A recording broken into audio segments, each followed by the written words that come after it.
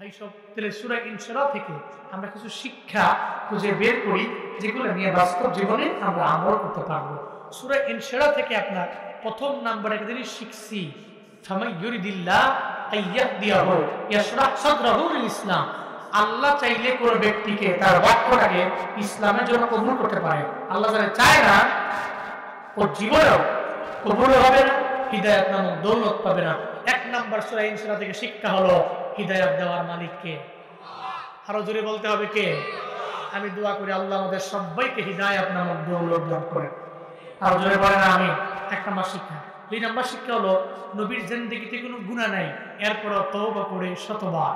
তাহলে আমগো জিন্দেগিতে গুনাহ আছে, দরকার 1000 বার করা। 1000 বার না পারলেও অন্তত 5বার তওবা করব। বলি ইনশাআল্লাহ, বলি ইনশাআল্লাহ। দুই নাম্বার শিক্ষা।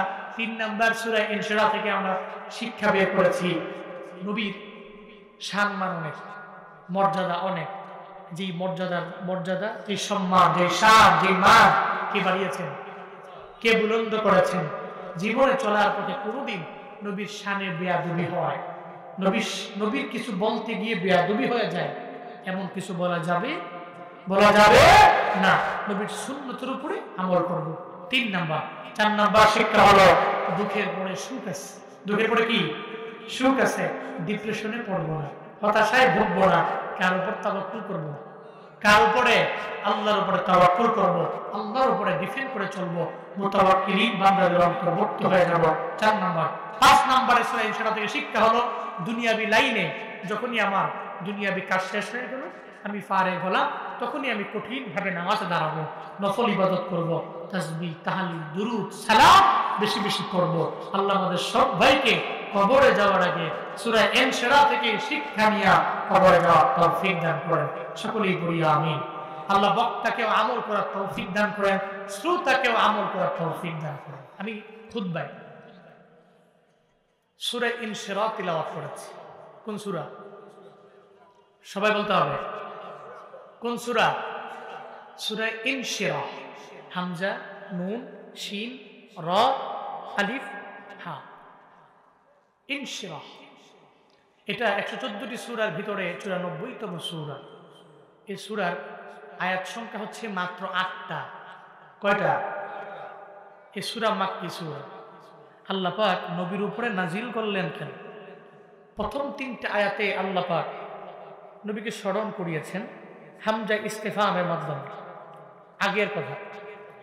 এরপরে একটা আয়াতে নবীর সম্মান, নবীর মর্যাদা, নবীর জিকির, নবীর স্মরণকে পৃথিবীর সর্বশ্রেষ্ঠ কাতারে, সর্বোচ্চ লেভেলে বুলন্দ করেছেন। এরপরের 2টা আয়াতেও নবীকে আগের কথা স্মরণ করিয়েছেন, পরবর্তী লাইফের কথা স্মরণ করিয়েছেন। এরপরে লাস্ট 2টা আয়াতে 2টা আদেশ করে এই সূরাকে আল্লাহ তাআলা এন্ড করেছেন। এই সূরা থেকে আমরা কিছু কথা শুনবো। আল্লাহ পাক এই সূরা নবীর উপর নাজিল করলেন কেন?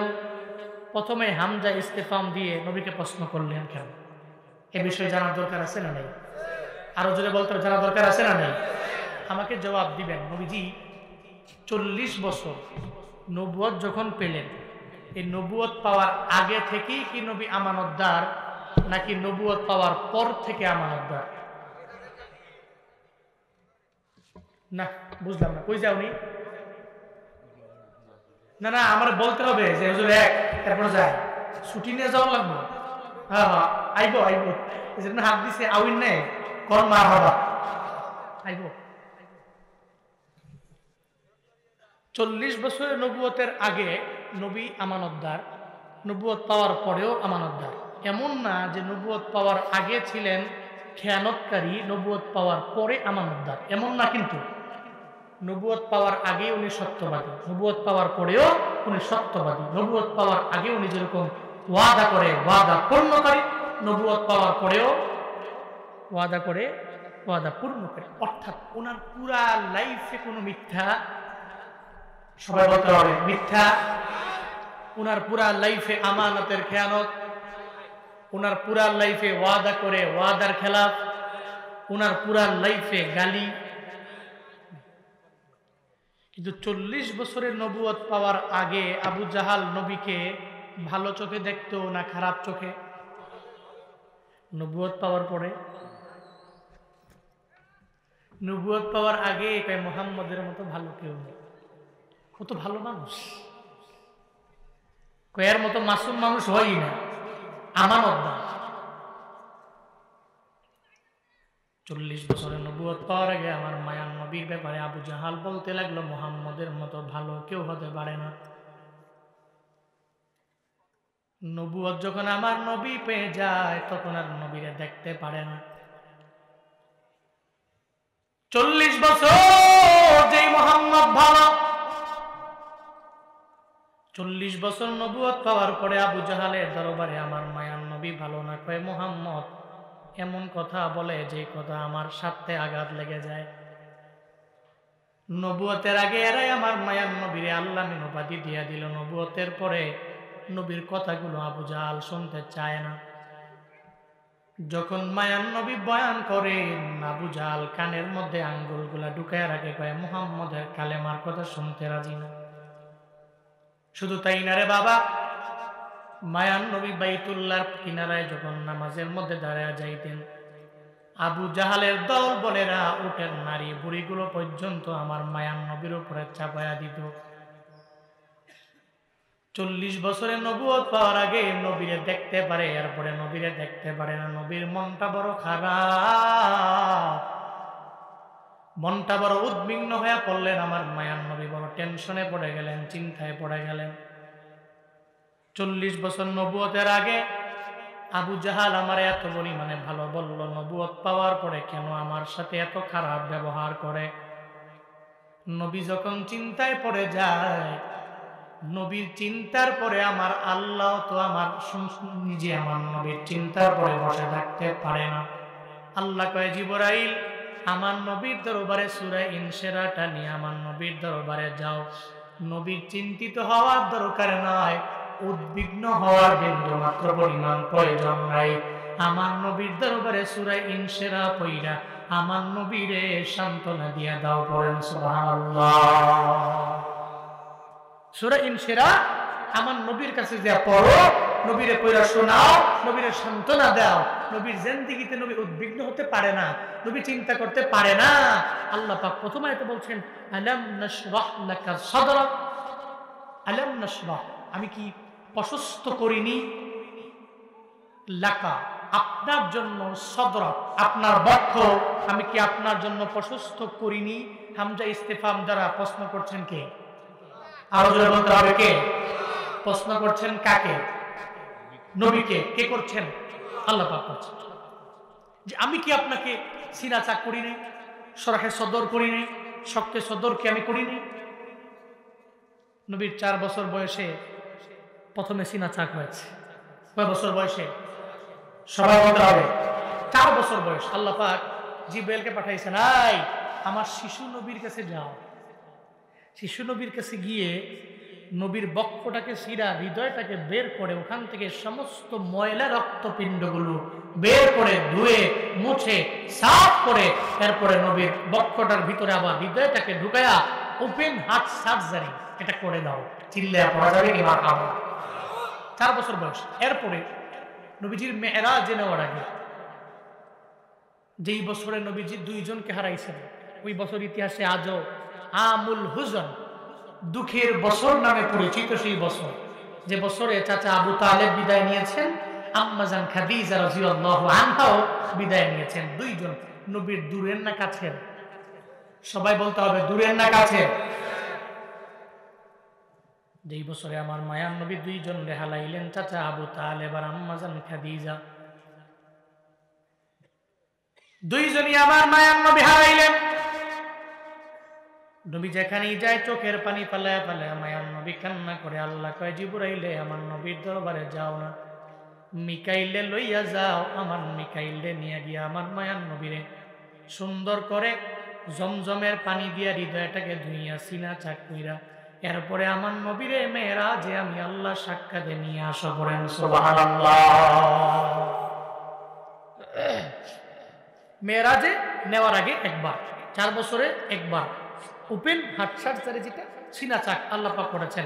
এই 2টা সিনা চাকের কথা আল্লাহ পাক সূরা ইনশিরাহর প্রথম আয়াতে স্মরণ করিয়েছেন যে এটার মাধ্যমে আপনার ভিতরকার যে রক্তপিণ্ড ময়লা, এই সমস্ত কিছু আমি সাফ করে দিয়েছি, আমি বের করে দিয়েছি। আল্লাহ পাক বলছেন আমি কি বের করে দেই নাই?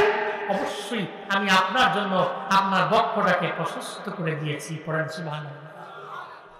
আর আল্লাহ যারে চায় তার পথ দেখাবে, ইসলামের জন্য তার বক্ষটাকে আল্লাহ পাক প্রশস্ত করে দেয়। সুবহানাল্লাহ। জোরে পড়বেন না? আরো জোরে পড়বেন না? فَمَن يُرِدِ اللَّهُ أَن يَهْدِيَهُ يَشْرَحْ صَدْرَهُ لِلْإِسْلَامِ। আল্লাহ পাক বলেন فَمَن يُرِدِ اللَّهُ, আল্লাহ যারা চায় أَن يَهْدِيَهُ, ইসলামের জন্য তারে কবুল করে নিবে, ইসলামের জন্য তারে পথ দেখায়া দিবে। ইয়াশরাহ সাদরহু লিল ইসলাম, ইসলামের জন্য তার বক্ষটাকে আমার আল্লাহ প্রশস্ত করে দেয়। যেমন হযরতে বেলালের বক্ষটাকে ইসলামের জন্য কবুল করে নিয়েছেন কে? যেই বেলাল এত পরিমাণে কালো, বেলাল হাসি দিলে দাঁত সাদা দেখা যায়, পুরা বডিটাই কালো। কিন্তু কালো বেলাল রাদিয়াল্লাহু আনহুর দাম আমার মাওলার দরবারে কম না বেশি? কম না বেশি? আবু জাহাল যতই সুন্দর হয়ে যায়, আবু জাহালের দাম আমার রবের দরবারে নাই, ঠিক কিনা? হযরতে বেলাল রবের দরবারে কেন এত পরিমাণে দামি? বেলাল রবের দরবারে দামি হলেন, আল্লাহ চাইলেন বেলালের বক্ষটাকে ইসলামের জন্য কবুল করে নিবে, আল্লাহ কবুল করে নিলেন। এই জন্য বেলাল রাদিয়াল্লাহু আনহুর নাম আজ মানুষ শ্রদ্ধার সাথে পরিপূর্ণ নেয়। আবু জাহালের নামও কেউ নেয় না, ওনার নামের সাথে মিলাইয়া কেউ নাম রাখে না। আবু জাহালের নাম কেন নেয় না? শুধু তাই না, ওই তার বাড়িটা পর্যন্ত হাম্মাম হয়ে গেল। আল্লাহ কয় যারা চাইছি ইসলামের জন্য কবুল করতে, আমি আল্লাহ কবুল করে নিলাম। আমি আল্লাহ যারা চাই না, ওরে আমি আল্লাহ কবুল করব না। উমরা করার জন্য, হজ করার জন্য যারা বাইতুল্লাহ যায় এরা জানে, বাইতুল্লাহর মধ্যে তাওয়াফ করলেন, 7টা চক্কর দেওয়ার পরে এরপরে গেলেন সাফা মারওয়া সাই করার জন্য। সাফা টু মারওয়া, মারওয়া টু সাফা, সাফা টু মারওয়া, মারওয়া টু সাফা, এরপরে সাফা টু মারওয়া সাই কয়বার? 7বার সাই করলেন। মারওয়া থেকে বের হওয়ার পরে এরপরে আবু জাহালের বাড়ি, যদিও এখন বাড়ি না, ওটা হাম্মাম আবি জাহাল। দাওয়ারত ময়া মুআল্লিম সাহেব জানায় দিল, হাজী সাহেব কষ্ট করে তাওয়াফ করলেন, সাই করলেন, এবার আবু জাহালের বাড়ির মধ্যে ঢুকেন। তার হাম্মামের মধ্যে 1 নাম্বার সারলে সারেন, 2 নাম্বার আসলে আরো ভালো। তার বাড়িতে যান, হাজিরা দিয়ে তার বাড়ির মধ্যে 1 নাম্বার 2 নাম্বার সাইরা।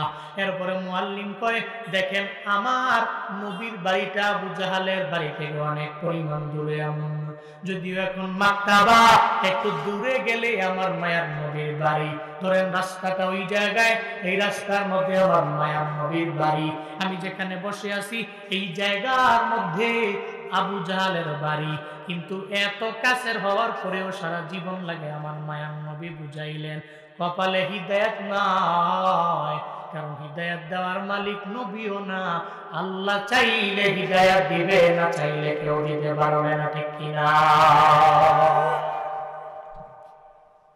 আল্লাহ চাইলে দিতে পারে, দুনিয়ার কোন বান্দা চাইলে দিতে পারে না। সুদ করে, সুদি লেনদেন করে, ওরা যদি 1000 বার গিয়া বুঝায় সুদি লেনদেন এটা হালাল না, এটা হারাম, যতই আমি বুঝাই এর উপরে সুদ করে বলবে হুজুর বেশি বুঝেন না, ক্যাটক্যাট করেন না, এটা ইন্টারেস্ট, এটা আমার টাকার বিজনেস, এরকম কথা বলে কি বলে না? বলে কি বলে না? এরা যদি হুজুর বুঝায় ভাই ঘুষ খাইয়েন না, এটা হারাম স্পষ্ট না, এটা খাওয়া যাবে না। আর রাশি ওয়াল মুত্তাশি কিলাহুমা ফিন্নার, ঘুষ দাতা, গ্রহীতা, সুদখোর এ সবাই জাহান্নামী। যদিও নবীর হাদিসটা নকল করে হুজুর বুঝায়, দেখবেন বিভিন্ন টাল বাহানা করে কয় হুজুরে বেশি কথা কয়, এটা টাকার বিজনেস। আছে না নাই? কপালে হিদায়াত না থাকলে, না জুটলে, জুনায়েদ আল হাবিব কেন সারা বিশ্বের সমস্ত বড় স্কলার হিসাবে বই বললেও ও মানবে না। ও খালি খালি চিন্তাই করবে কেমনি দুনিয়াতে টাকাওয়ালা হওয়া যায়, কেমনে পাকা বাড়ি বানানো যায়। এই পাকা বাড়ি বানাতে যে মানুষকে প্রতারণার ফাঁদে ফালায়া দিয়া মানুষ যদি চিট করে, আপনি বসে আছেন নিজেকে মুসলমান দাবি করে, অনলাইনে অবৈধ ইনকাম দিয়া আবার সন্তান মানুষ করবেন, খুদা কা কসম, একবার, দুবার, তিনবার, শতবার এই অবৈধ টাকা দিয়া কশ্চিনকালেও আপনার ঘরের সন্তান ভালো হতে পারে না, পারে না, পারে না। চিল্লা তো ঠিক কিনা? হুজুর দোয়া করেন সন্তানরা যাতে ওলি হয়। কেমনে হইব? টাকা তো অবৈধ। হ্যাঁ, আপনি অবৈধ সমস্ত কিছু আপনার পেটের মধ্যে ঢুকাইলেন, আল্লাহরে ডাকতেছেন 40 বছর লাগায়া, আল্লাহ আপনার ডাকে জীবনে কোনোদিন সাড়া দিবে না, দিবে না। কারণ আসমানের নিচেই থাকে ওই ডাক, আরশে মুআল্লা পর্যন্ত যায়। এরপরেও যদি হাজারো বুঝায়, বুঝবেন। কারণ আল্লাহ যারে চায় ইসলামের জন্য তার বক্ষটাকে কবুল করে, তার হেদায়েত নামক দৌলতটা দান করে। আল্লাহ যারে চায় না ও জীবনেও পায় না। আল্লাহ আমাদের প্রত্যেককে ইসলামের সঠিক কথা বুঝার তৌফিক দান করেন, হিদায়াত নামক দৌলত দান করেন। আরো জোরে পড়ে না আমিন। আর একটু আওয়াজ করে চিল্লায় পড়ে না আমিন। তাহলে কি বোঝা গেল? আল্লাহ যারা চায়, আল্লাহ পাক নবীরে বলছেন, আমি চাইছি তো বেলাল হেদায়েত পেয়েছে, আমি চাইছি তো হযরত ওমর হেদায়েত পায় নাই। কালেমার আগে যে ওমর ছিলেন জাহান্নামের কিনারায়, কালেমা পরে উঠে গেলেন ওমর জান্নাতের মিনারায়। আল্লাহ পাক বলেন ওমরের কপালে হিদায়াত আমি আল্লাহ রেখে দিয়েছি, পেয়ে গিয়েছে। বেলালের কপালে হিদায়াত আমি আল্লাহ লিখে দিলাম, এজন্য বেলাল পেয়ে গেল। আবু জাহাল পায় না, উতবা পায় না, সাইবা পায় না, ওয়ালিদ ইবনে মুগিরা পায় না। আল্লাহ যারে দেয় ও পায়, আল্লাহ যারে দেয় না ও পায় না। নবী চিন্তা করেন না, আবু জাহাল আপনার কথা শোনার পরে কানের মধ্যে আঙ্গুল দিয়া দেয়। মনে রাখবেন, আপনি চোখের পানি ফেলায় কান্না করলো, আবু জাহালের কপালে যদি হিদায়াত না থাকে জীবনে কোনোদিন আবু জাহাল পাবে না। আল্লাহ পাক প্রথমত আমার নবীর সেই শরহে সদরের কথা স্মরণ করে আল্লাহ পাক জানায়া দিলেন। এরপরে 2 নাম্বার আয়াতে আল্লাহ পাক রব্বুল আলামিন আমার মায়ার নবীর জানায়া দেয়, ওয়া ওয়াদানা আনকা ওয়াজরাকাল্লাযী আনকাদা যাহরাক। জোরে বলেন আল্লাহু আকবার। আর জোরে আল্লাহু আকবার। আল্লাহ পাক বলেন ওয়া ওয়াদানা, আর আমি নামিয়ে দিলাম, আনকা আপনার থেকে, ওয়াজরাক মানে আপনার বুঝা আমি আল্লাহ নামায়া দিলাম, আল্লাযী আনকাদা যাহরাক যেই বুঝা আপনার পৃষ্ঠ দেশ পর্যন্ত নয়া দিয়েছিল, ওই বুঝা আমি আপনার থেকে নামায়া দিলাম। পরেন মারহাবা। আপনার থেকে আপনার যত বুঝা আছে এই সমস্ত বুঝা আমি আপনার পৃষ্ঠদেশ থেকে নামায়া দিয়েছি। যে বুঝাটা আপনার পৃষ্ঠদেশকে পর্যন্ত নোয়া দিয়েছিল, যেরকম বাঁকা হয়ে হাঁটে না, পিঠের মধ্যে অতিরিক্ত মাল নিলে বুঝার ভারে বাঁকা হয়ে হাঁটে, আল্লাহ পাক নবীকে সেটাই বুঝাতে চাইলেন। আপনার সে সমস্ত বুঝা, যেই বুঝাগুলো আপনার পৃষ্ঠদেশকে পর্যন্ত নোয়া দিয়েছিল, আপনি বাঁকা হয়ে গিয়েছিলেন, এই সমস্ত বুঝা আমি আপনার থেকে নামিয়ে দিয়েছি। সুবহানাল্লাহ, জোরে পড়ে না। বুঝা এর মানে কি? তাফসীরে ইবনে কাসীর, আল্লামা ইবনে কাসীর রাহমাতুল্লাহি আলাইহি বলেন, এই বুঝা হলো নবীর জিন্দেগিতে কোনো গুনাহ আছে? আছে। কিন্তু নবীর জিন্দেগির সমস্ত গুনাহ ক্ষমা করার ঘোষণা কে দিয়েছেন? কে দিয়েছেন? গুনাহ নাই, এরপরেও কই আপনার জিন্দেগির সমস্ত গুনাহ আমি আল্লাহ মাফ করে দিলাম। সূরা ফাতিহা 2 নম্বর আয়াত। ليغفر لك الله ما تقدم من ذنبك وما تأخر। জোরে বলেন আল্লাহু আকবার। আল্লাহ পাক বলেন, নবী আপনার জিন্দেগির শুরু থেকে নিয়ে শেষ পর্যন্ত যত গুনাহ আছে সব গুনাহ আমি আল্লাহ মাফ করে দিলাম। যদিও গুনাহ না, এর উপর মাফ করে দিলাম। নবী আপনার মতো নিষ্পাপ এই দুনিয়ার মধ্যে কেউ হতে পারে না। আপনাকে আমি আল্লাহ মাসুম বানিয়ে দিয়েছি, আপনার জিন্দেগির সমস্ত গুনাহ আমি আল্লাহ মোচন করে দিলাম। এখান থেকে প্রত্যেকটা উম্মতে মুহাম্মদীর জন্য বান্দা শিক্ষা আছে। নবীর জিন্দেগিতে কোনো গুনাহ নাই, এরপরেও নবী তওবা করে ডেইলি কয়বার? কোন এক হাদিসে 70, কোন এক হাদিসে 100। তাহলে নবীর জিন্দেগিতে গুনাহ আছে? কথা কয় না, আছে। জিন্দেগিতে গুনাহ নাই, এরপরেও ডেইলি তওবা করে কয়বার? সুবহানাল্লাহ বিহামদিহি। আমরা করি কয়বার? আল্লাহ যে বলছেন আপনার থেকে সমস্ত বুঝা আমি, এই কি বুঝলাম না, বসেন। কই যা? না না না, ডিস্টার্ব করা যাবে না, বলতে হবে। আপনার থেকে আপনার সমস্ত গজল বলবো, গজলের সময় আসলে বলবো, দেখছেন মানে সহ্য হয় না মনে হইতেছে। দাঁড়ান, বলবো, সবই বলবো ইনশাআল্লাহ। আল্লাহ পাক বলছেন আপনার জিন্দেগীর সমস্ত গুনাহ আমি ক্ষমা করে দিয়েছি। এটা বলার পরেও নবী জিন্দেগিতে তাওবা করলেন ডেইলি 100 বার। তাহলে উম্মতের শিক্ষা হলো, নবী যেহেতু তাওবা করে 100 বার, উম্মতের ডেইলি করার কথা 1000 বার। কিন্তু আমরা করি কয়বার? বলেন কয়বার করি? ফজর পড়লে জোহর পড়লাম না, জোহর পড়লে আসর পড়লাম না, আসর পড়লে মাগরিবের খবর নাই। রমজানের রোজা 10-15টা রাখার পরে আর পরে ভালো লাগে নাই, 2-3টা মিস দিয়ে দিলাম, এরপরে আবার রাখলাম। জিন্দেগিতে এমন কোন গুনাহ নাই যে গুনাহগুলো আমরা করি না রে বাপ। গুনাহ করে করে করে করে মনে হয় নফসে আম্মারার দুকায় পড়ে পুরো জীবনটারে কেমন জানি করে ফেললাম। এরপরেও ডেইলি 1বার 2বার 3বার কবরের কথা বান্দা স্মরণ করতে পারে না। ও নীলফামারী এলাকার মুসলমানেরা, এই জন্য তো বলি ডেইলি 1বার 2বার একটু কবরের পাশে গিয়া বান্দা তুমি দাঁড়ায়া যাও। যেই কবরে বাবায় শুয়ে আছে, যেই কবরের মধ্যে মায়ে শুয়ে আছে, দাদায় শুয়ে আছে, দাদি শুয়ে আছে রে, যে দেখো না যে বাবার পাওয়ার এত পরিমাণে এলাকার মধ্যে ছিল, বাবায় হাত নাড়ায়া নাড়ায়া নাড়ায়া বিচার করতে পারতো, আজকে বাবায় নাই। বাবায় চাইলে ওইটা আসতে পারবে না। এখন বাবায় হাত নাড়াইতে পারে না, পা নাড়াইতে পারে না, বাবা চাইলে কথাও বলতে পারে না, কবরের মধ্যে বাবায় শুয়ে আছে। এখন বাবার শক্তিও নাই, পাওয়ার নাই, চলতে পারে না। একটু কবরের পাশে গিয়া যদি দাঁড়াও, জীবনে যত অহংকার আছে, যত হিংসা আছে, যত নিজের বড়ত্ব নিজে প্রকাশ করতে মন চায়, সব কিছু ধুলায় মিশে যাবে। জীবনে কোনোদিন অহংকার তোমার দ্বারা মানাবে না, ঠিক কিনা?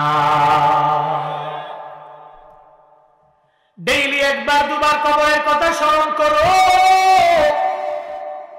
কবরের পাশে গিয়া বান্দা তুমি দাঁড়ায় গেলে দেখবা জীবনের যত চাহিদা আছে সব বান্দা ধুলায় মিশে যাবে। ও আল্লাহর বান্দারা, নবী জিন্দেগিতে তাওবা করলেন এতবার, আমি তুমি করি কয়বার?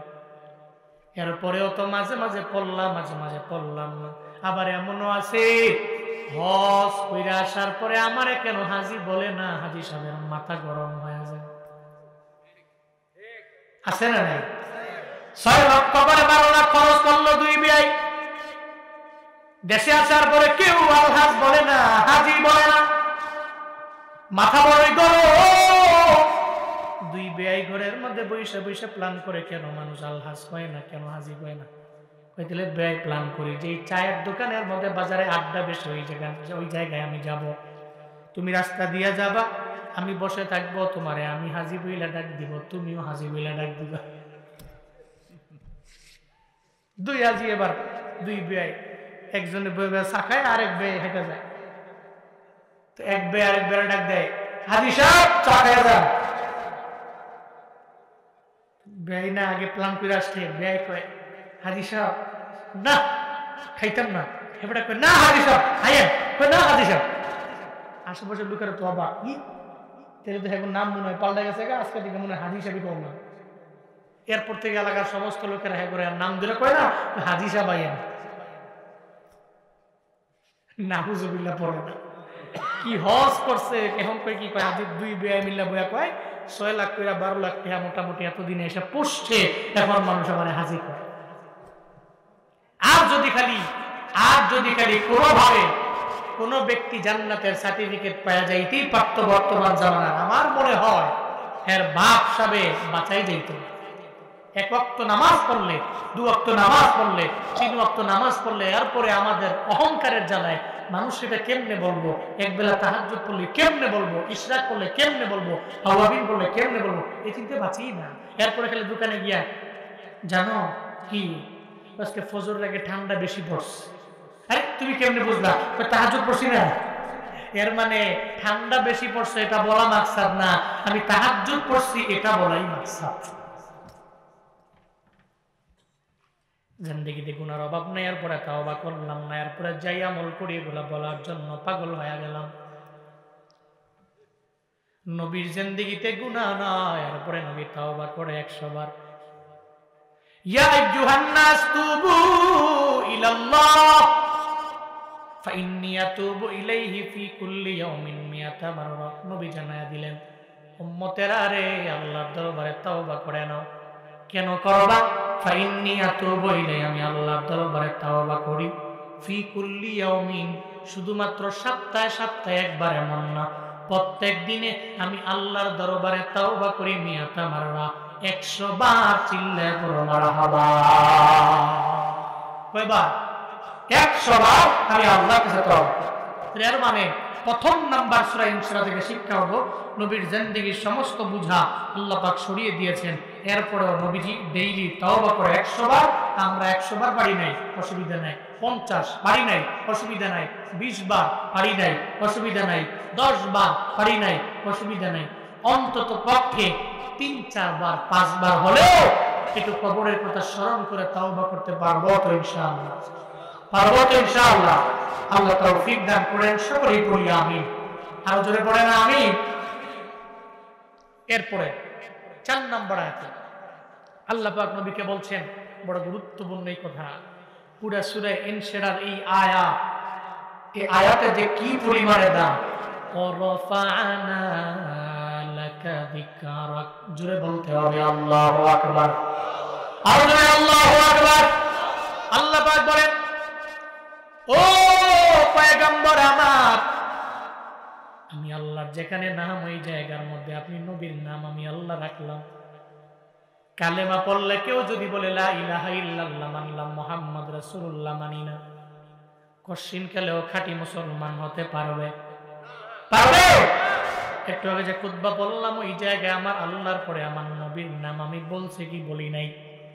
জুমার মধ্যে খতিব সাহেব আল্লাহর নামের পরে আমার নবীর নাম বলে, আজানের মধ্যে মুয়াজ্জিন আল্লাহর নামের পরে নবীর নাম বলে, ইকামতের পরে আল্লাহর নামের পরে নবীর নাম আছে না?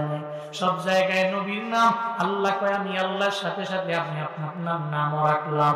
আপনার জিকির, আপনার সম্মান, আপনার মর্যাদা, আপনার শরফ, আপনার করম, সব আমি আল্লাহ বাড়ায়া দিলাম।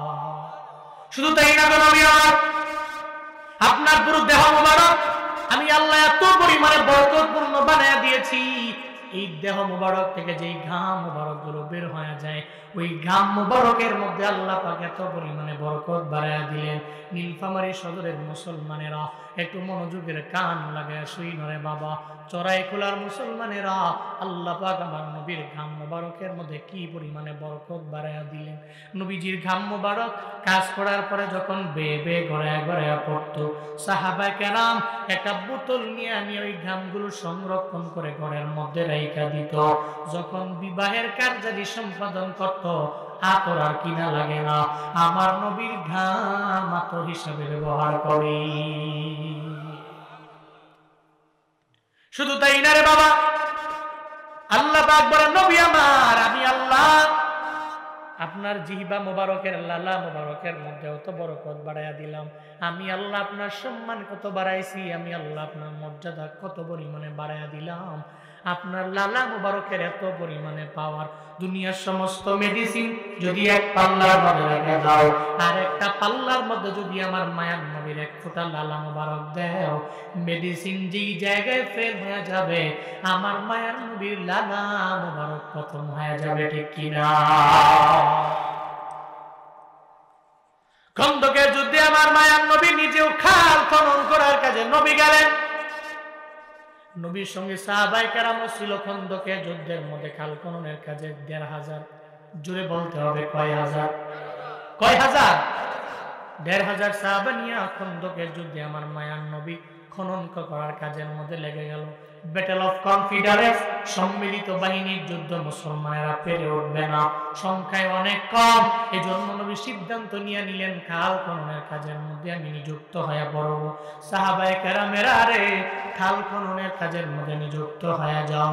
আমার মায়ার নবী সাহাবায়ে কেরাম নিয়ে যখন খাল খননের কাজের মধ্যে নিযুক্ত হয়ে গেল, একটা পর্যায়ে 2 দিন 3 দিন 4 দিন যাওয়ার পরে মরুভূমির মধ্যে খাবার নাই। 1,500 মানুষের পেটেও খাবার নাই, আমার মায়া নবীর পেটের মধ্যেও যখন খাবার নাই, পেটের ক্ষুধার যন্ত্রণায় আমার মায়া নবী বাঁকা হয়ে যখন খাল খননের কাজ করতেছেন, নবী সোজা হয়ে দাঁড়াইতে পারে না, বারবার আমার মায়া নবী পাথরের বারে বাঁকা হয়ে যায়। একটা পর্যায়ে হযরতে জাবের তাকায়া দেখেন নবী সোজা হয়ে দাঁড়াইতে পারে না, আমার মায়া নবী বাঁকা হয়ে যায়। দৌড়ে জাবের গেলে পাথর পরে কি আমার নবী পৃষ্ঠ দেশের মধ্যে কোনো ব্যথা পাইল কিনা, যেই ব্যথার কারণে নবী সোজা হয়ে দাঁড়াইতে পারে না, বাঁকা হয়ে যায়। হযরত জাবের গিয়া বলেন, পয়গম্বর আমার, কেন আপনি সোজা হয়ে দাঁড়ান না, কেন আপনি বাঁকা হয়ে রইলেন? আমি জাবের বলবেন। মায়ার নবী ডেকে বলে, রে জাবের, আমি সোজা হয়ে কেন দাঁড়াইতে পারি না জানো? আজকে 3-4 দিন হয়ে গেল পেটের মধ্যে আমার বিন্দু মাত্র পরিমাণ খাবার নেই, পেটের ক্ষুধার যন্ত্রণায় আমি আমার পেটের মধ্যে পাথর বাঁধলাম, আর এই পাথর বাঁধার কারণে আমি সোজা হয়ে দাঁড়াইতে পারি না, বাঁকা হয়ে দাঁড়াই। যদি আমি সোজা হয়ে দাঁড়াই তাহলে পাথরটা জমিনে পড়ে গেলে ক্ষুধার যন্ত্রণায় কাজ করতে পারবো না, এই জন্য আমি বাঁকা হয়ে দাঁড়াইলে আমার পেটের সাথে আমার পাথরটা পরিপূর্ণভাবে লেগে থাকবে। নবী কষ্ট করে, আর নবীর উম্মতেরা সুযোগ পাইলে ভিক্ষার থলে নিয়ে নামে, এরকম ভিখারি আছে না? না, একটু থেকে একটু অভাবে পড়লেই ভিক্ষার ঝুড়ি নিয়ে রাস্তা কিনারায় কিনারায় মোড়ে মোড়ে দাঁড়ায় যায়। আমার দেশে ভিখারির সংখ্যা কম না বেশি? কথা কয় না, কম না বেশি? ওরে সুবহানাল্লাহ, একটু বিপদে পড়লে ভিক্ষা, ভিক্ষা কম। কিন্তু নবীর পেটে খাবার নাই 3-4 দিন, পেটের মধ্যে পাথর। জাবের কয়, নবীজি কেন এমন কেন? কয়, পেটে ক্ষুধা, পাথর রাখলে আমার পেটের ক্ষুধার যন্ত্রণা নিবারণ হয়ে যাবে, এই জন্য আমি বাঁকা হয়ে দাঁড়াই, পাথরটা চাপ খেয়ে থাকবে আমার পেটের ভিতরে, আমি সোজা হয়ে দাঁড়াই না। চিল্লায় পড়া যাবে কি মারহাবা? আরো জোরে পড়া যাবে কি মারহাবা? হযরত জাবের বড় চিন্তায় পড়ে গেলেন, আমার মায়ার নবীর পেটের মধ্যে খাবার নাই। হযরত জাবের দৌড়ে চলে গেলেন বাড়ির মধ্যে। বাড়ি যা বলে, বিবি আমার, ঘরের মধ্যে খাবার আসেনি, খাবার থাকলে আমারে দাও না, আমি আমার নবীর দাওয়াত দিব, কারণ নবীর পেটের মধ্যে খাবার নেই। বিবি ডেকে বলে, স্বামী আমার, ঘরের মধ্যে খাবার আছে মাত্র 3-4 জনের। কয়জনের? 3-4 জনের খাবার আছে। কয়, বিবিরে 3-4 জনের হলেই চলবে, আমি নবীর দাওয়াত দিলেই হবে। নবী যদি আইসা আমার পেটের মধ্যে, আমার ঘরের মধ্যে পেট ভরে খেতে পারে, তাহলে আমার আর কিচ্ছু লাগবে না। হাসরের ময়দানে আল্লাহ যদি আমারে বলে, যাবে রে, ঘরের মধ্যে 3-4 জনের খাবার রাইখা আমার নবীরে কেন দাওয়াত দেস নাই? ওদিন রবের দরবারে হিসাব দিয়া জান্নাতে যাওয়া যাবে না। বিবিরে রেডি করো, আমি আমার নবীরে গিয়ে দাওয়াত দিয়ে দিই। হযরত জাবের সঙ্গে সঙ্গে বিবির থেকে পারমিশন নিয়ে খন্দকের ময়দানে যায়। কয়, নবী আমার বাড়িতে আমি আপনাকে দাওয়াত দিয়ে দিলাম, কিন্তু নবী তো একা যাবে না। নবী সঙ্গে সঙ্গে টিলার মধ্যে দাঁড়ায়া বলে, ও 1,500 সাহাবা, হযরত জাবেরের বাড়িতে তোমাদের দাওয়াত। হযরত জাবের কয়, দাওয়াত দিছি নবীরে, নবীটি দাওয়াত দিছে 1,500। হায় হায়, খাবার আছে ঘরে মাত্র 3-4 জনের, এতগুলা লোক যদি যায় কেমনে খাওয়াবো? শর্মে পড়ে যাবো। চিন্তায় পড়ে গেলেন, হায় হায়, আমি নবীকে দাওয়াত দিলাম, নবী দাওয়াত দিল 1,500। চিন্তায় পড়ে দৌড় দিয়ে গেছে। নবী যখন দাওয়াত দিছে, দৌড় দিয়ে বিবির কাছে বাইকে যায় বলে, বিবি আমার নবীরে আমি দাওয়াত দিলাম, নবী তো একা দাওয়াতের মধ্যে আসবে না। নবী দাওয়াত দিছে 1,500, আমি নবীরে দাওয়াত দিলাম, ঘরের মধ্যে খাবার আছে মাত্র 3-4 জনের। বিবি কয়, স্বামী আমার, চিন্তা করো কেন? তুমি দাওয়াত দিছো নবীরে, চিন্তা করো বা নবীরে নিও। নবী দাওয়াত দিছে 1,500, চিন্তা করবে নবী আর আমার আল্লাহ। কি ঈমান, কি ইয়াকিন, কি বিশ্বাস! চিল্লায় পড়বেন না মারহাবা। চিন্তা করেন কেন? আপনি দাওয়াত দিচ্ছেন নবীরে, চিন্তা করবেন নবীরে নিয়া। দাওয়াত দিচ্ছেন নবী 1,500, চিন্তা করবেন নবী আর আমার আল্লাহ তো আছি। এমন একটা বিবি যদি ঘরের মধ্যে আনা যায়, এরপরে দাম্পত্য জীবনটা সুখ দিয়া ভরপুর হবে। কিন্তু ঘরে তো এমন বউ আনছি এমন বউ আনছেন 5 ওয়াক্ত নামাজের 1 ওয়াক্তও পড়ে না, আছে না নাই? ফজরও পড়ে না, জোহরও পড়ে না, আসরও পড়ে না, মাগরিবও পড়ে না, এশাও পড়ে না। এমন ঘরের মধ্যে বউ আছে রে, পুরা বছর চলে যায়, কোরআন ধরে না, আছে না নাই? সারা রাত লাগায় নাটক দেখে, সিনেমা দেখে, ছবি দেখে, রাত 12টা 1টা বাজে, আর পরে ঘুমায়।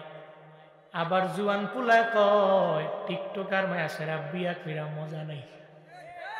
যা কয় তোমার ফলোয়ার কত? কয় 6000। ওরে সুবহানাল্লাহ, তুমি কি আমার চাইতে বেশি সেলিব্রিটি? টিকটকার দিকে বিয়া করে। তো এই মাইয়া আবার পরে খালি ছাদের উপরে 24 ঘন্টার ভিতরে মনে হয় যে 10 ঘন্টা খালি টিকটকে খেলি করে, আর টিকটক দেহে গোটায় কার কত ফলোয়ার, এগুলি দেহে, আর নিজের ফলোয়ার বাড়ানোর জন্য কত টেকনিক আছে এটা খুঁজে। আবার হাতে যায় হুজুরের কাছে দোয়া চায়, হুজুর দোয়া করে আল্লাহ যাতে আমার একটা আজারি হুজুরের মতো সন্তান দেয়। হ্যাঁ, যে দোয়া চায় হুজুরের কাছে আজারি মতো যাতে সন্তান আল্লাহ আমার ঘরের মধ্যে দেয়। হুজুরেও কান্দাকাটি করে দোয়া করে দিয়েছে, যাও দোয়া করে দিলাম। খুদা কা কসম ইন্নাকা লা তাজনি মিনাশ শাওকিল ইনাব। আরবিতে একটা প্রবাদ আছে, কাঁটাযুক্ত গাছ থেকে আঙ্গুর ফল আশা করা যায় না। জুনায়েদ আল হাবিব বলে, কাঁটাযুক্ত গাছ থেকে আঙ্গুর ফল আশা করা যেমন বোকামি, যেই বউ যেই মা সারা দিন রাত এক নাগারে এক টানা নামাজ নাই, মোবাইল নিয়ে, সিনেমা ছবি নিয়ে, নাটক নিয়ে পড়ে থাকে, ওই মায়ের গর্ভ থেকে ভালো সন্তান আশা করা স্পষ্ট বোকামি। ঠিক কিনা? কান্দে মাসুর মায় মন্দ নাই সৈয়দ বংশের জি, গাইবালা তার ভাসুর বালা, দুধবালা তার ঘি, কান্দে মাসুর মায়। এটাই বাস্তব। কান্দে মাসুর মায় মন্দ নাই সৈয়দ বংশের জি, গাইবালা তার বাসুর বালা, দুধবালা তার ঘি, কান্দে মাসুর মায়। যদি মাটা ভালো হয় সন্তান ভালো হয়, গাবি ভালো হলে গাবির বাচ্চাটা বাছুরটা ভালো হয়, দুধ যদি ভালো হয় ঘি ভালো হয়। ঠিক কিনা? ঘরের মধ্যে পুত্র বধূ আনবেন বাবারা, যাওয়ার পরে বলবেন কোরআন তিলাওয়াত তুমি করো কি করো না, পারো কি পারো না, আগে জিজ্ঞাবেন। এটা জিজ্ঞেস করার দরকার নয়, এই মেয়ে কেমন সুন্দর তুমি, তোমার বাবার কয়টা গুলা আছে, কয়টা ধানের বড় বড় বাগাস, এটা জিজ্ঞেস করার দরকার নাই। বরং আপনি যা জিজ্ঞাসা করবেন কোরআন তিলাওয়াত করতে পারো কি পারো না, ডেইলি করো কি করো না, 24 ঘন্টার মধ্যে কয়বার তুমি কোরআন তিলাওয়াত করো। এমন একটা বউ যদি ঘরের মধ্যে আনা যায়, আজারি হুজুরের মতো সন্তান এই সমস্ত মায়ের গর্ভ থেকে আসবে। মোবাইল চালায় চালায় সারা দিন লাগায় যদি মায়ে কাটায় দেয়, ওই মায়ের থেকে ভালো সন্তান আশা করা যায় না রে বাবা। আর এমন বউ আনা যাবে না যে বউ খালি আনার পরে বারবার কানের মধ্যে কান পড়া দেয়, তোমার মায়েরে খাওয়ার লাগবো না, তোমার বাবারে খাওয়ার লাগবো না, 25 বছর তো খাওয়াইলা, এখন নিজের জীবন নিয়ে ভাবো না। এমন কান করে দেনওয়ালা বিবি আছে না? আসেনি? কান করে দেয়। হঠাৎ করে ঘরের মধ্যে আইসা সর্বোচ্চ 5-6 মাস, 2-3 মাস যাওয়ার পরেই তো এবিডির মতো এই ঘরের মধ্যে পাওয়ারফুল আর কি আছে? মাগুমা কান পড়া দেয়। তো 25 বছর তোমার আব্বারে খাওয়াইছো, আম্মারে খাওয়াইছো, বাদ দাও। এখন আমার পোলা, আমার মাইয়া, আমি আমগো পরিবার নিয়ে ভাবো, তো পোলাও তো ওই মাইয়ার প্রেমে হাইডাই বনে।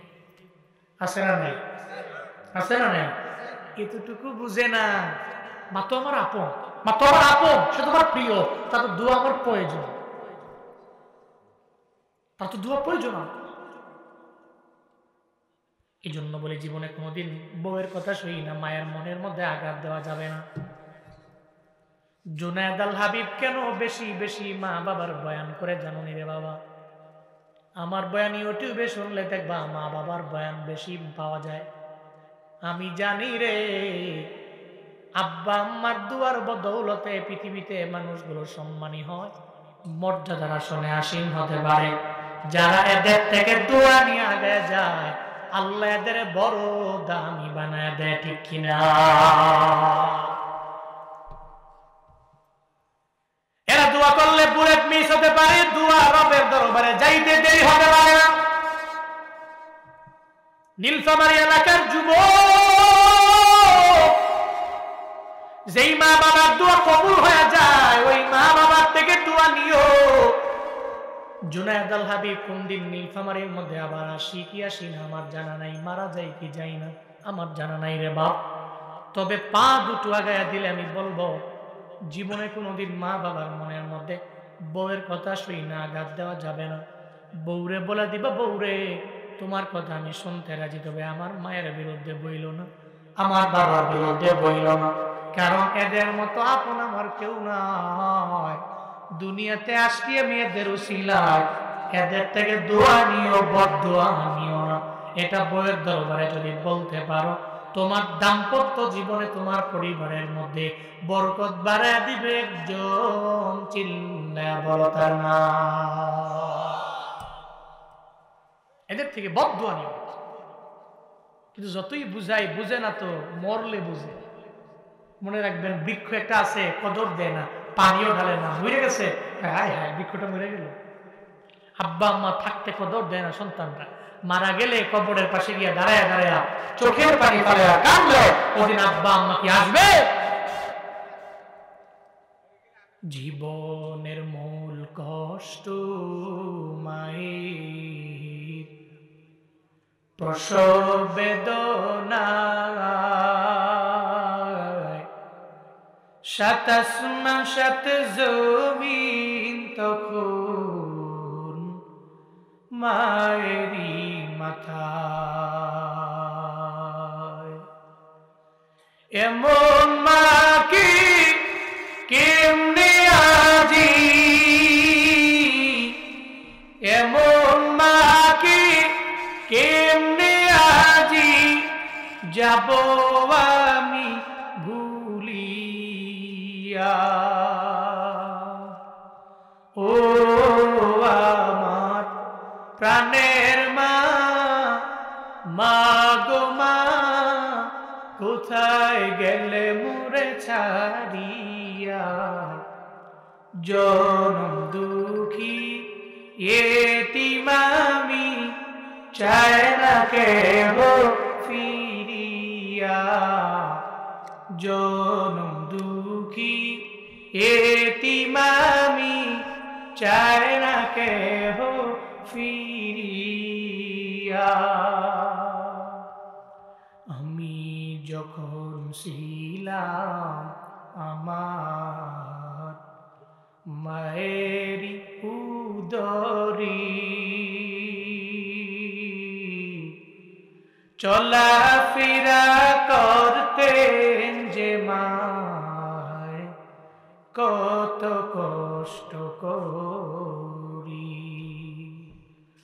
আমার সুন্দর মুখ দেখে মায়ের, আমার সুন্দর মুখ দেখে মায়ের ব্যথা যায় দেয় হাসায়া।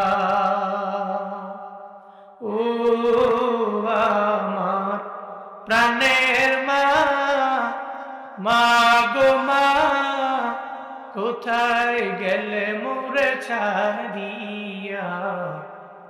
জনম দুঃখী এতিম আমি, চায় না কেহ ফিরিয়া। জনম দুঃখী এতিম আমি, চায় না কেহ ফিরিয়া। জনম দুঃখী এতিম আমি, চায় না কেহ ফিরিয়া।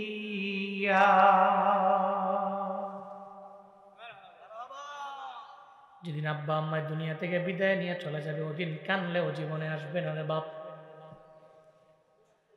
থাকতে দাম দেও, থাকতে কদর দেও, থাকতে মা বাবারে ভালো ফল ফ্রুট কিনা খাওয়াই দেও রে বাবা।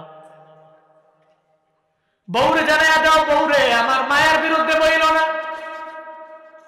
এদের থেকে বদদোয়া নিলে পরিবারের মধ্যে বরকত হবে না, বরং গজব নেমে আসবে। বলতেছিলাম হযরতে জাবেরের বিবি কি পরিমাণ ঈমানওয়ালা বিবি। কয় স্বামী আমার, চিন্তা করেন কেন দাওয়াত দিছেন নবীরে, চিন্তা করবেন নবীরে নিয়া। নবী দাওয়াত দিছে ১,৫০০। চিন্তা করবে নবী আর আমার আল্লাহ, চিল্লা করা যাবে কি মারহাবা। হযরতে জাবের 50% চিন্তা মুক্ত হলে গেলেন খন্দকের ময়দানে, যায়া নবীর পাশে দাঁড়ায় আছে। হযরতে জাবেরের চেহারা যে চিন্তার ছাপ, এটা নবী দেখার পরে বুঝে কি বুঝে না, কথা বলে না। নবীজি জাবেরকে ডাক দেয়, জাবের রে আমার সামনে আসো না। হযরতে জাবের নবীর দরবারে যাইতে চায় না, কেন যেন পিছায়া পিছায়া বারবার থাকে, কেন যায় না। নবীর তো জানতে বাকি নাই, বুঝতে বাকি নাই, জাবের চিন্তায় পড়ে গেলেন। সঙ্গে সঙ্গে জাবেরকে আমার মায়ার নবী জানায়া দিলেন, জাবের রে চিন্তা করো না, ঘরের মধ্যে খাবার আছে ৩-৪ জনের। আল্লাহ পাক আমি নবীরে একটু আগে জিবরাইলের মাধ্যমে জানায়া দিয়েছি। ১,৫০০ চিন্তা আমি নবী আর আল্লাহ পাক করবে, তুমি চিন্তা করো না। চলো। ১,৫০০ সাহাবা নিয়ে নবীজি হযরতে জাবের রওনা হলেন। কার বাড়িতে জানি? হযরতে জাবের ইবনে আব্দুল্লাহ রাদিয়াল্লাহু আনহু বাড়ি রওনা হলেন। একটা পর্যায়ে জাবের রাদিয়াল্লাহু আনহু বাড়িতে যাওয়ার পরে নবীজি ডাক দিয়ে বলে, জাবের ঘরের মধ্যে খাবার আছে, 2টা পেয়ালা না, একটা পেয়ালা রুটি, একটা পেয়ালা গোশত। কয় নবী হ্যাঁ। 2টা পেয়ালা আমার হাতের মধ্যে দাও। নবীজি হাতের মধ্যে 2টা পেয়ালা নিলেন।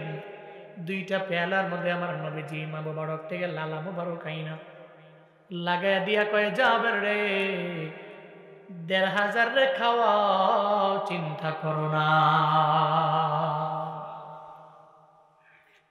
১,৫০০ রে খাওয়াও, চিন্তা করো। তবে প্রথমে 500, এরপরে 500, এরপরে 500। বিয়ে বাড়িতে গেলে 500 জন গেল, বর পক্ষ থেকে 500 জনকে সমানে বসায় দেয় না।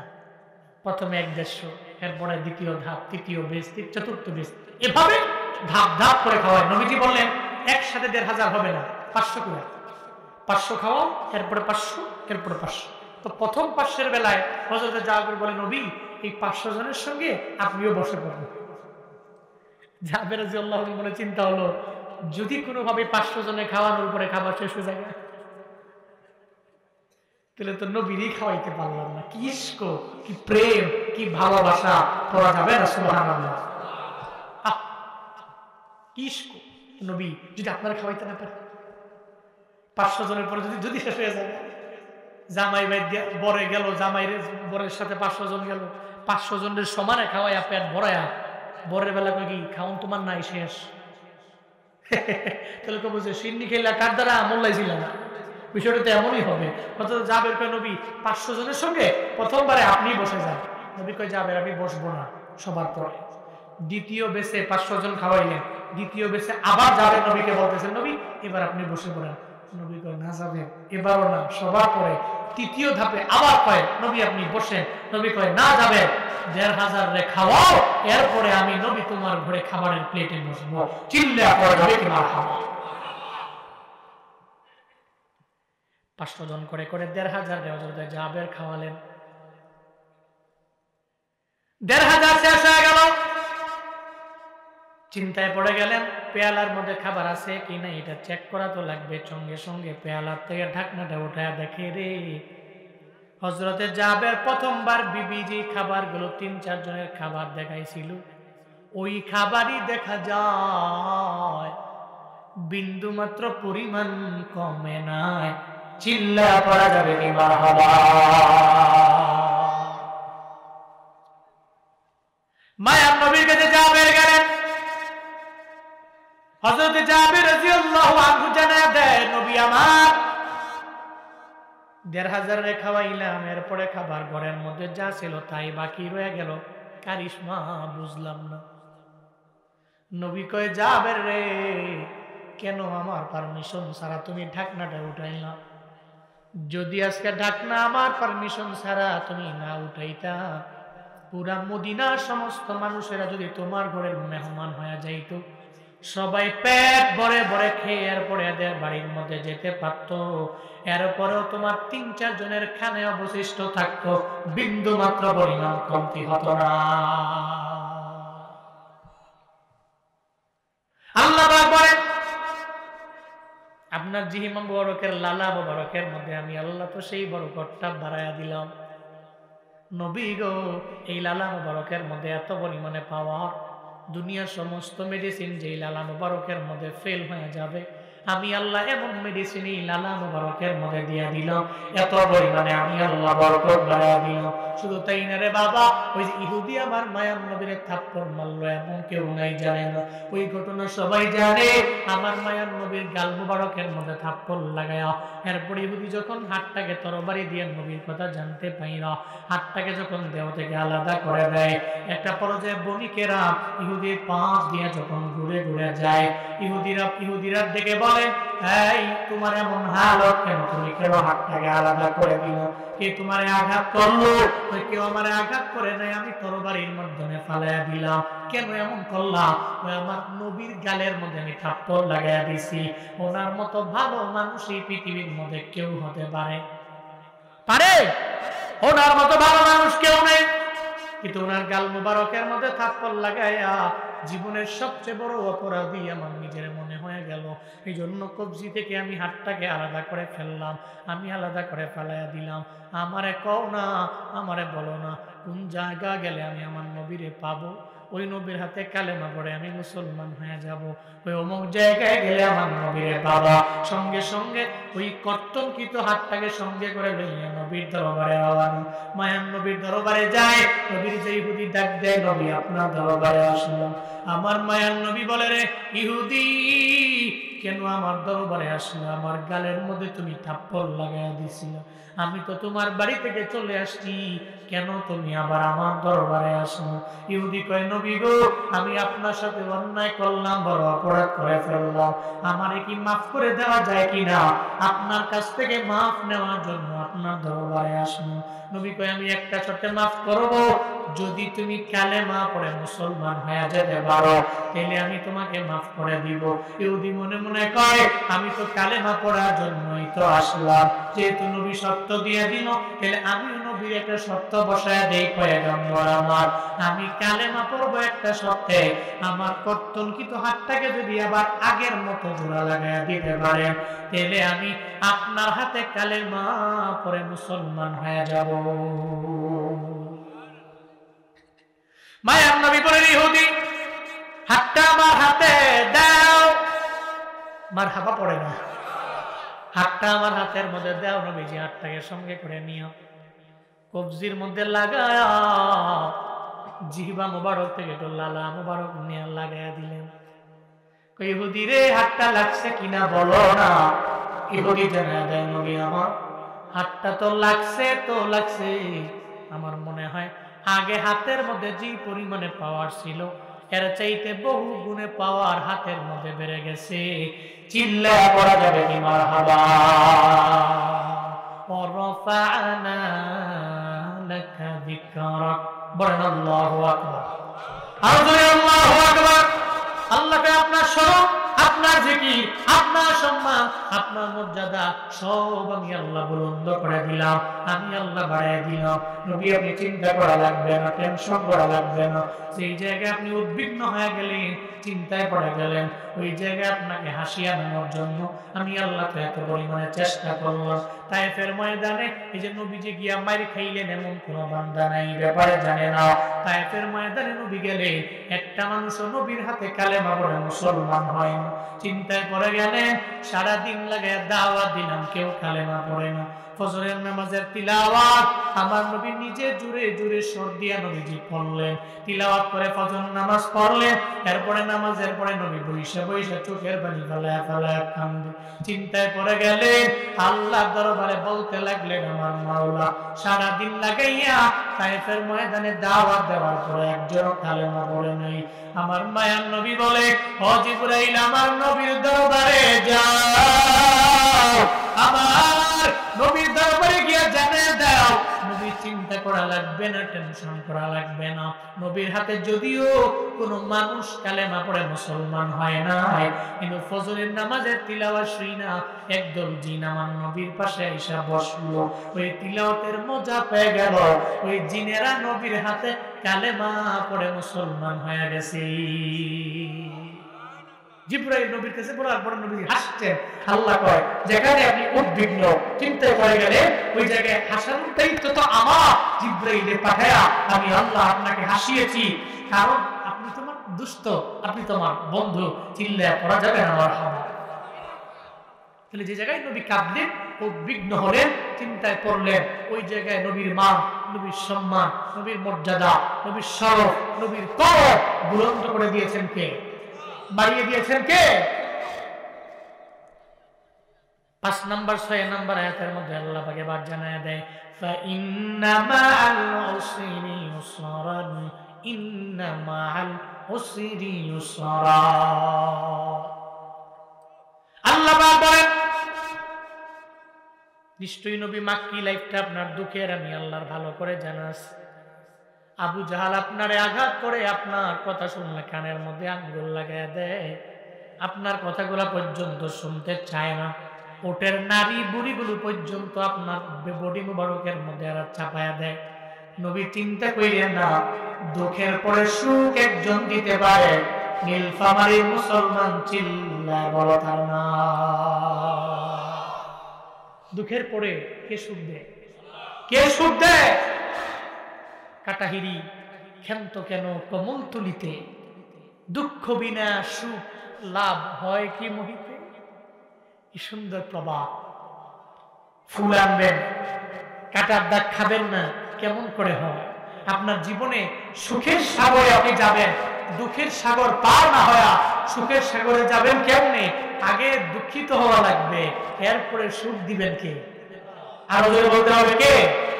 বাংলাদেশের একটা বড় কোম্পানির এমডি আমার সাথে একটা ভালো পরিচয় আছে। তো আমি জিজ্ঞেস করলাম আপনি কি শুরু লগ্ন থেকেই এত দামি বা তো কোটিপতি নাকি, $1 মিলিয়ন মালিক আপনি শুরু থেকেই নাকি? না, আমার জীবনে এমন একটা সময় গিয়েছে, ওই সময়ে আমি যে দুমুঠো ভাত খাবো ওই টাকা আমার কাছে ছিল না, পকেটে ছিল না, দোকানে গিয়ে গিয়ে গিয়ে গিয়ে বন্ধু বান্ধবরা খাইতো, আমি খালি দেখে দেখে চলে আসতাম।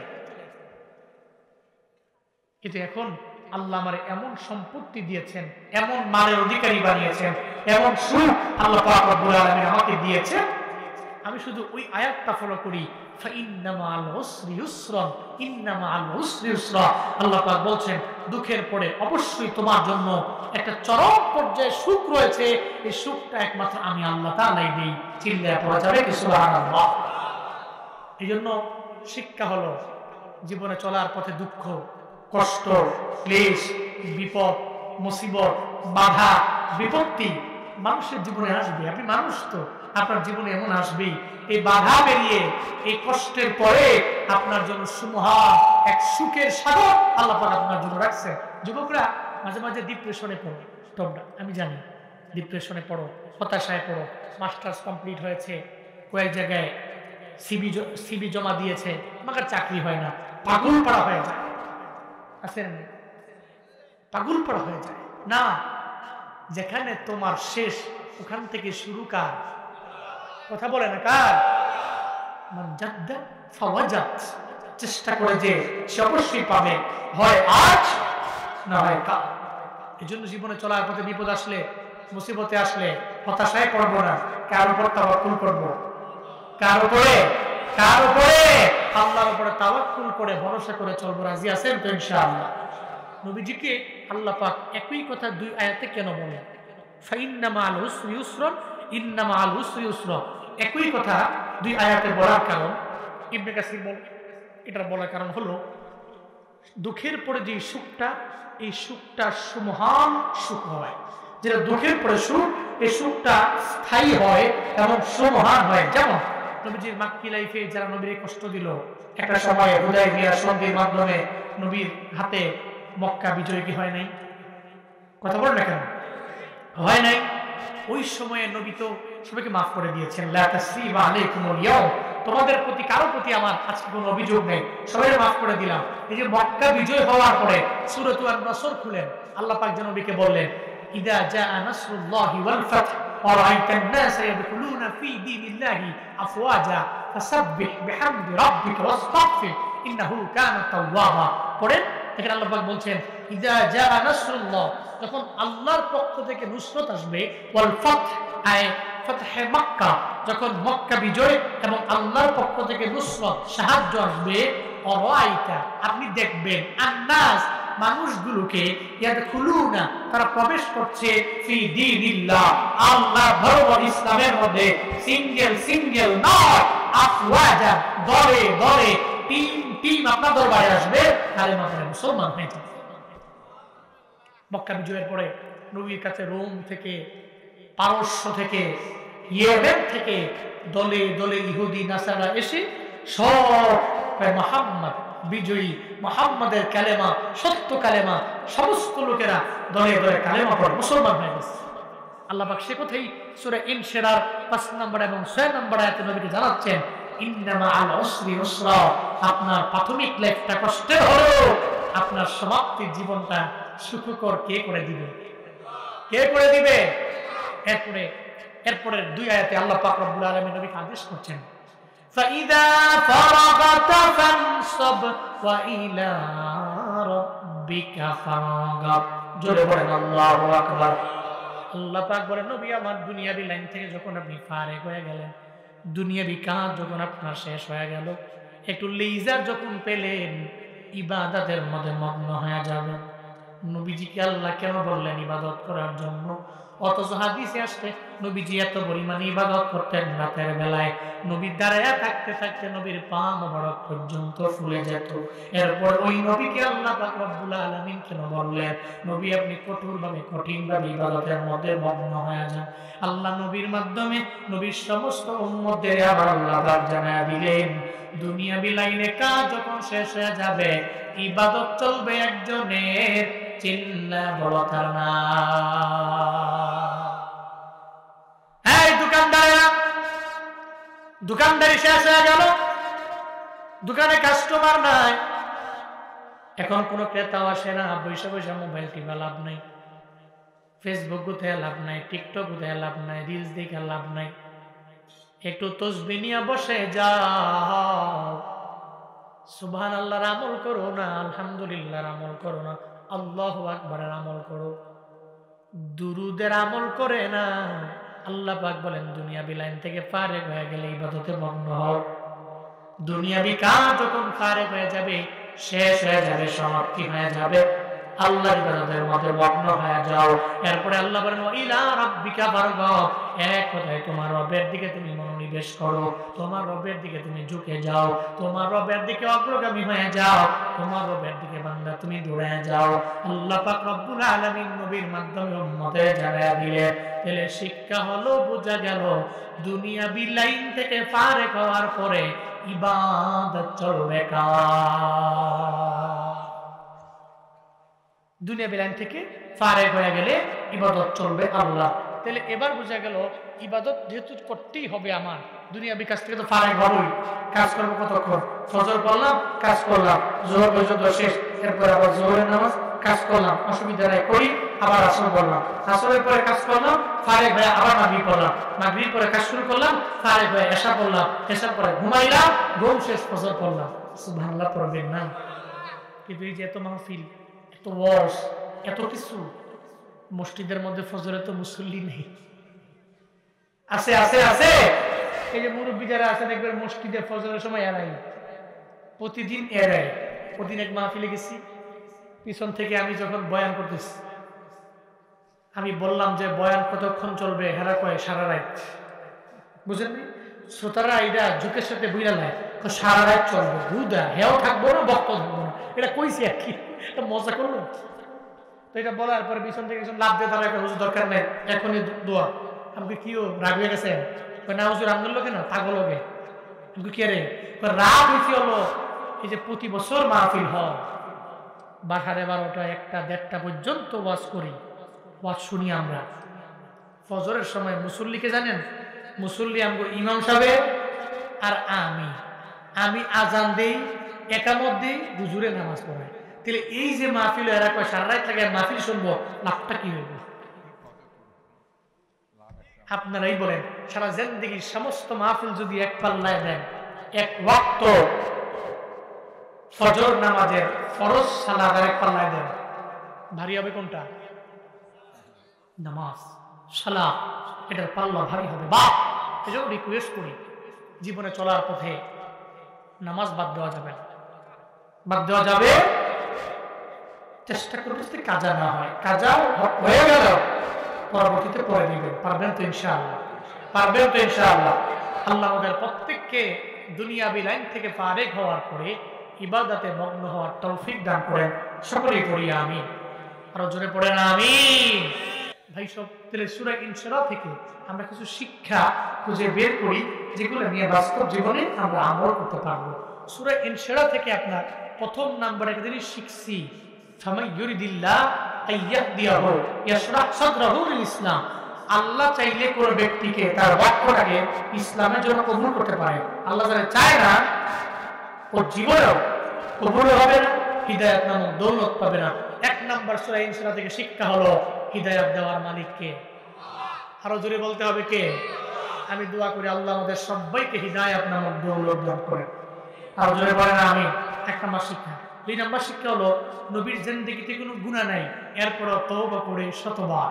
তাহলে আমগো জিন্দেগিতে গুনাহ আছে, দরকার 1000 বার করা। 1000 বার না পারলেও অন্তত 5 বার তওবা করব। বলি ইনশাআল্লাহ, বলি ইনশাআল্লাহ। দুই নাম্বার শিক্ষা। তিন নাম্বার সূরা ইনশিরাহ থেকে আমরা শিক্ষা বের করেছি, নবীর সম্মান অনেক, মর্যাদা অনেক। যে মর্যাদা, যে সম্মান, যে শান, যে মান কে বাড়িয়েছেন, কে বুলন্দ করেছেন। জীবনে চলার পথে কোনোদিন নবীর শানে বেয়াদবি হয়, নবীর কিছু বলতে গিয়ে বেয়াদবি হয়ে যায়, এমন কিছু বলা যাবে না। নবীর সুন্নতের উপরে আমল করব। 3 নাম্বার। 4 নাম্বার শিক্ষা হলো দুঃখের পরে সুখ আছে। দুঃখের পরে কি? সুখ আছে। ডিপ্রেশনে পড়বো না, হতাশায় ভুগবো না, কার উপর তাওয়াক্কুল করব, কার উপরে? আল্লাহর উপরে তাওয়াক্কুল করব, আল্লাহর উপরে ডিপেন্ড করে চলবো, মুতাওয়াক্কিলিন বান্দাদের অন্তর্ভুক্ত হয়ে যাব। 4 নাম্বার। 5 নাম্বারে সূরা ইনশিরাহ থেকে শিক্ষা হলো দুনিয়াবি লাইনে যখনই আমার দুনিয়াবি কাজ শেষ হয়ে গেল, আমি ফারেগ হলাম, তখনই আমি কঠিন ভাবে নামাজে দাঁড়াবো, নফল ইবাদত করব, তাসবিহ, তাহলিল, দুরূদ, সালাম বেশি বেশি করব। আল্লাহ আমাদের সব ভাইকে কবরে যাওয়ার আগে সূরা ইনশিরাহ থেকে শিক্ষা নিয়ে কবরে যাওয়ার তৌফিক দান করেন। সকলেই পড়ি আমিন। আল্লাহ বক্তাকেও আমল করার তৌফিক দান করেন, শ্রোতাকেও আমল করার তৌফিক দান করেন। জোরে পড়েন আমিন। আস্তাগফিরুল্লাহ রাব্বি মিন কুল্লি যামবিন ওয়া আতুবু ইলাইহি। লা হাওলা ওয়ালা কুওয়াতা ইল্লা বিল্লাহিল আলিয়্যিল আযীম। আস্তাগফিরুল্লাহ রাব্বি মিন কুল্লি যামবিন ওয়া আতুবু ইলাইহি। লা হাওলা ওয়ালা কুওয়াতা ইল্লা বিল্লাহিল আলিয়্যিল আযীম। এত দোয়া দিব, রাতে গেছে অনেক। ফজর পড়বা? শর্ত ফজর পড়তে হবে। বলো ফজর পড়বো ইনশাআল্লাহ। কারা কারা পড়বেন হাত তুলে? অনেকে তুলে না, হুজুর তুলে লাভ নাই, ও নেই পড়তাম না। পারবেন তো? পড়বেন তো ইনশাআল্লাহ? ফজর পড়লে আমি বলি তাই, নবী নবী করে আর কত কাল আমি কাঁদবো, নবী নবী করে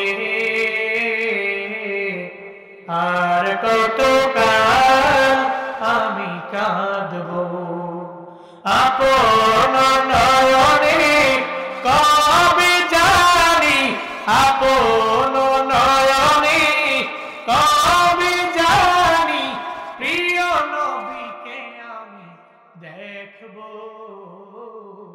নবী নবী করে আর কত কাল আমি কাঁদবো,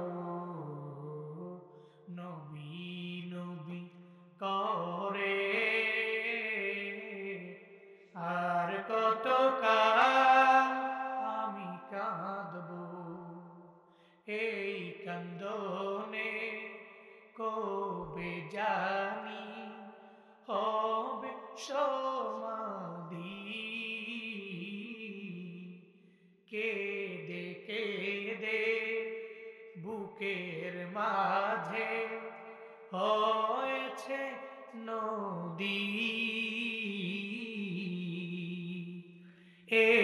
ক্রন্দনে কবে জানি হবে সমাধি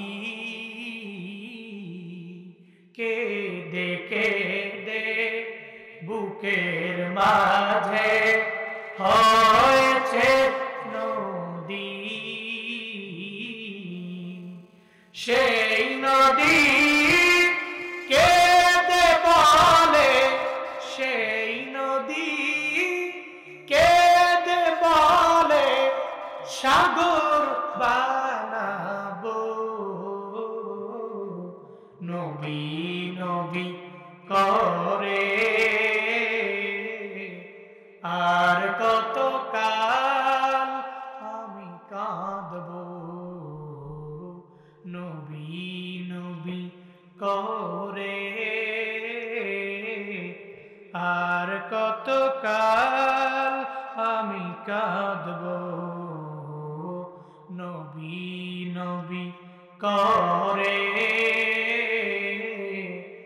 আর কত কাল আমি কাঁদব আপন নয়নে কবে জানি আপন নয়নে কবে জানি প্রিয় নবীকে আমি দেখব